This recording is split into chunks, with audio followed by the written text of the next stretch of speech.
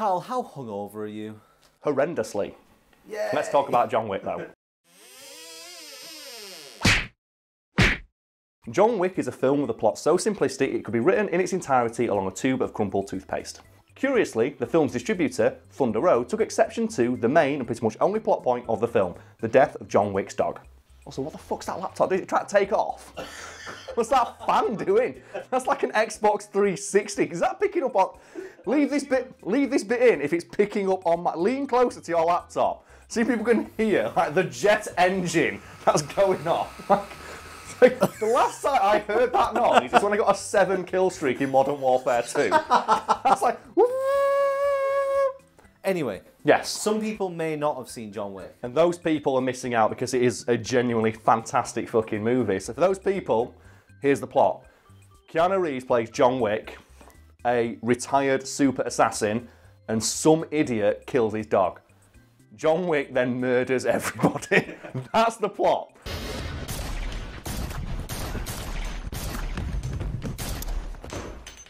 The most hilarious aspect for me is I see it's a revenge movie. Yeah. It's a very, very stylistic one, and it's made very well, and like, you know, the action is amazingly choreographed. But they call it like a neo-noir action thriller. No, it's not. It's a revenge movie. Don't try and class it up. It's fucking brilliant. But yeah, the film is fantastic. Oh my God, that laptop. What is it doing? It's like, is it ascending? It's like, is it becoming a Super Saiyan laptop? Just imagine little arms. It's like, ah! It's like, I've never seen a laptop struggle so much to read a web page.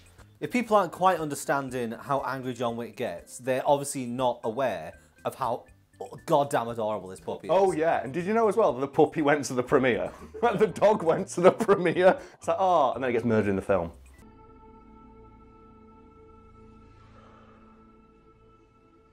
Also as well, like, you know, just to doubly make sure you know that John Wick's pissed off, the dog is established as being a gift from his dead wife. So not only is it a new puppy he just got, it's like his dead wife puppy. It's like, how do you get beyond the levels of adorableness? Like, I'm surprised the filmmakers didn't put the dog in a wheelchair, you know, just to really, really sell the guys who kill it as being bad. So it's just so over. It's basically a wrestling plot line. So you ever seen that thing when they try to get Brock Lesnar over as a bad guy? So they had him push a guy in a wheelchair down a flight of stairs. Well, do you know what? You're mentioning it. You're now going to Photoshop John Wick's dog's head on that guy.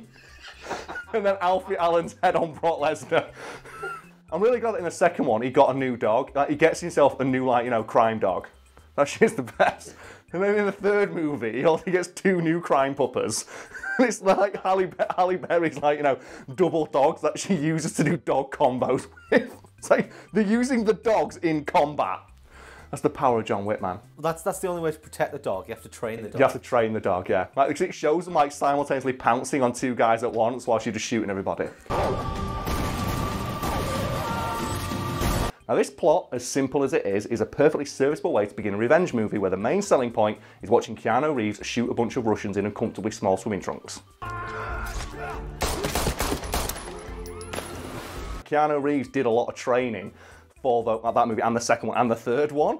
And have you seen like the behind the scenes clips of him doing it? And he's like, apparently he makes his own like gun noises to help him concentrate. So there's clips of like Keanu Reeves like with guns going. It's like, yeah, that's it. You go, Keanu Reeves. Didn't Ewan McGregor do that with his lightsaber? Yes, in like episode 1, 2, and 3, he got told off by George Lucas for making the lightsaber noises. Just go zoom. Yeah, he came over to him and said, look, we add that in post. I'm really sorry, I'm excited.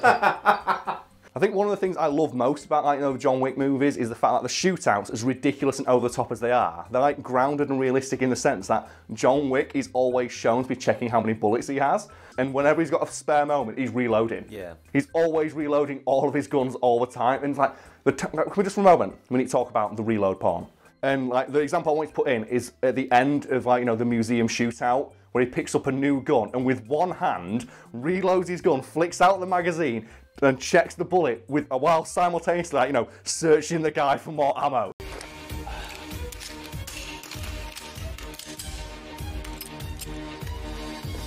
It's like, that's when you go, this is second nature. This guy lives and breathes this shit. And it establishes him like, he's now believable. He's this unkillable badass. He's that fucking good. So back to the puppy. Yes. Why didn't Thunder Road want the puppy being killed? Because they were uncomfortable with the idea of it being killed in the first 10 minutes because they were worried that it would put audiences off. Which is a fair point, and they pointed out to the director that it's an unwritten rule in Hollywood that the dog always survives. Cue the clip from Independence Day.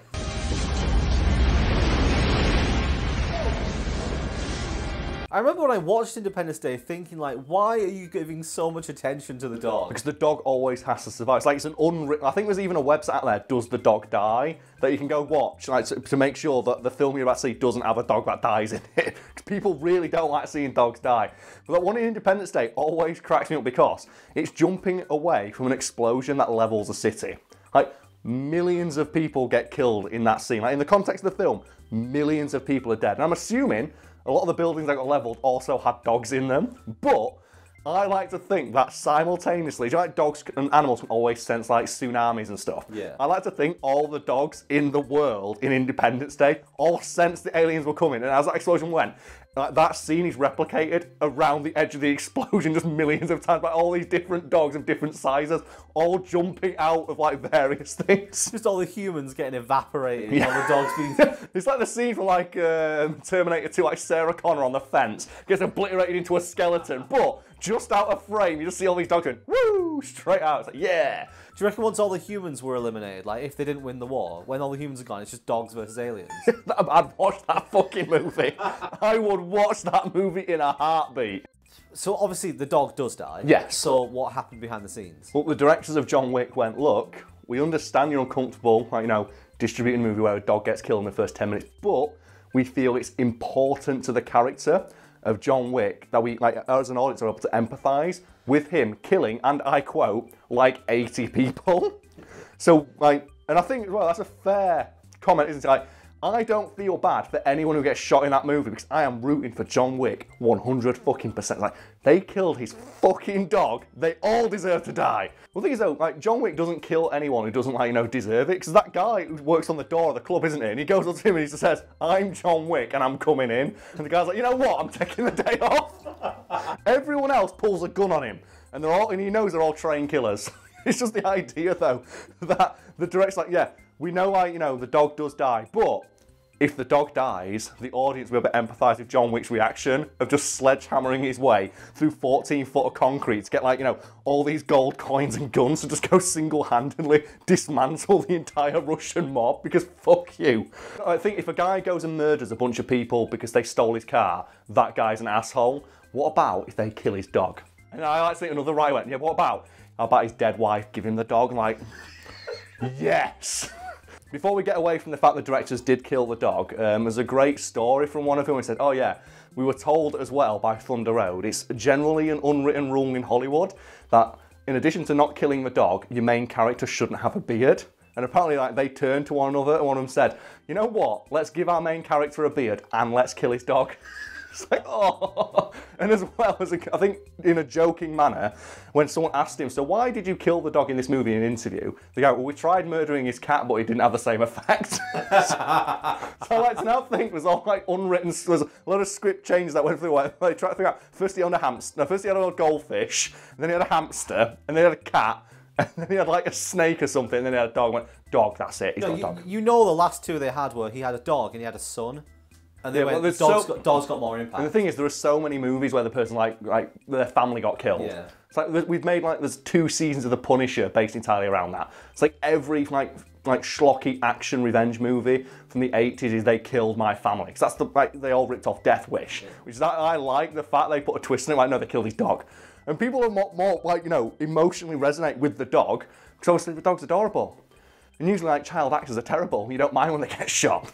It's funny you mentioned The Punisher, though. There's a scene in The Punisher series 2 where he goes full John Wick.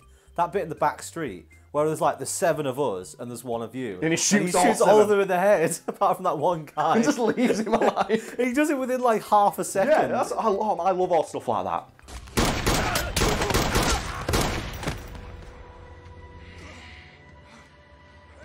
To get back to John Wick though, the directors evidently ignored this stark warning from Thunder Road and did kill John Wick's dog, reasoning that audiences would empathise with John Wick's reaction to seeing his beloved puppy get killed. And that reaction being to just go, shoot everyone.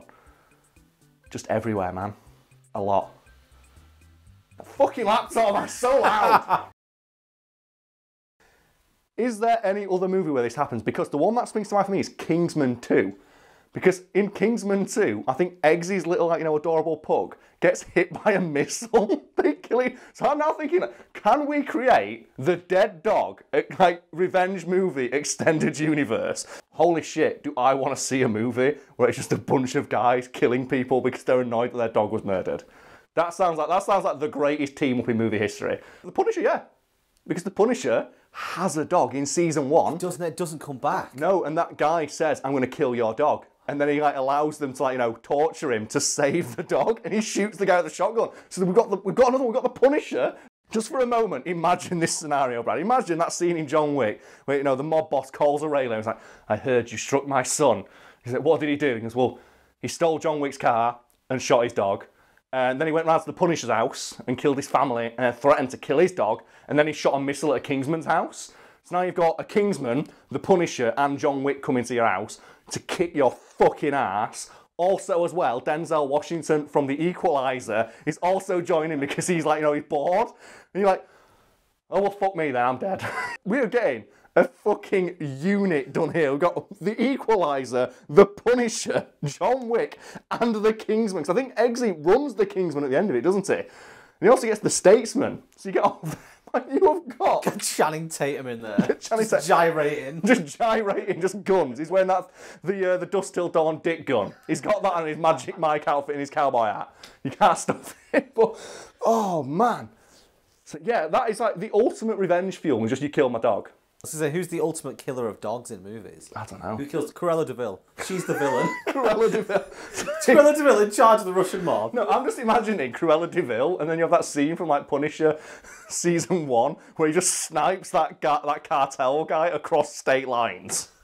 You just have her, she's just sat in her house going, yeah, I killed all them dogs, I don't give a fuck. And just a bullet flies through her head and the Punisher's there. I'm just imagining Cruella de Vil now calling Aurelio and being like, what? Yeah, I accidentally made a coat out of John Wick's dog and Eggsy's dog and Punisher's dog, and somehow I pissed off the Equalizer at the same time. It's like you're on your own, Cruella. You know who else gets revenge for his animal? Who's that? The guy in Warrior King. With Storm's elephant, yeah. Get him in. Get him in as well. He's the ringer. He's the close combat specialist. He disappears and everyone's arms just break before they get headshots. We've got. This is the animal revenge combo team. They're just avenging the animal Avengers. I can see this as a Saturday morning cartoon. Cruella de Vil is the big main villain.